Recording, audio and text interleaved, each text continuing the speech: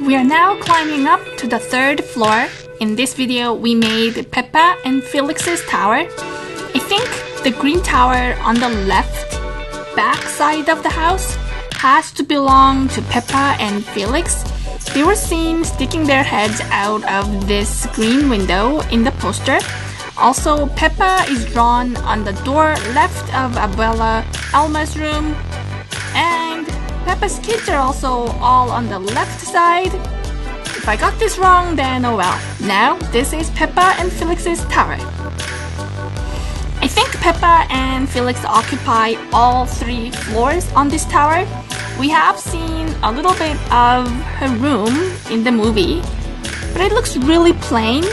It wasn't so elaborate like Isabela or Antonio's rooms. It is also possible that entrance of this room is very plain, but it gets more fantastical as she climbs up the floors. Anyway, we are currently working on just the outside of the house. Making the inside would take a lot more time, and we will work on those later. We're still in the middle of the royal wedding series, and we have to get back to that series. Making this house is going to be a long process. I contemplated a lot before I started this project because I knew this was going to take a lot of time. But anyway, let's just keep going. So Pepa's tower is green. I don't think we ever got to see the back of the tower, so we will have to imagine what that space looks like when we get there. I'm just going to assume there is a balcony there, maybe windows. We can't see the back of the house, so we will leave that area out for now. We're not going to tour around the house in this series.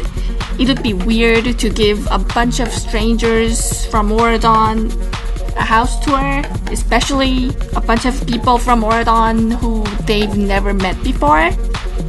Anyway, Pepa's tower has 2 green windows. I can't really see the details on the window shutters, so I copied the pink windows from the front and then simply changed the color to green.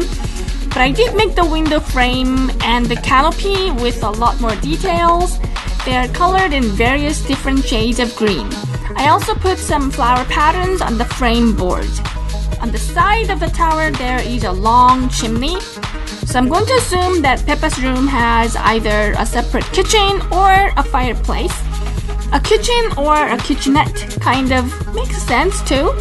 Julieta might not be so kind about sharing the kitchen with Pepa. I noticed how chefs and even cooks are not very kind to someone else using their kitchens without their permissions. Or maybe it's just a fireplace. I don't know how common it is to have a fireplace in Colombian houses. The stucco on the walls of the chimney has fallen off and you can see the brick walls underneath. Instead of individually making those bricks, I just put a brick image texture. I don't think the brick walls are as important as the stone walls on the front. I didn't think it would make a huge difference whether I simply use an image texture or making the individual bricks. For the sake of saving time, I used an image texture. I'm not trying to make an award-winning animation here. I think we can cut some corners. The roof will be made after all other rooms are done. I want to wait because the size of these rooms still might change. I don't want to readjust the roof tiles in case we resize some of these rooms later. Anyway, as far as I know, Pepa and Felix did not get turned into dolls, so it is unlikely that we will enter this room anytime soon.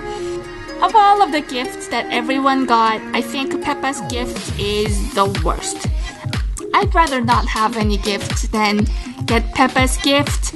I would be so embarrassed. It's like an entire village would know what I'm feeling.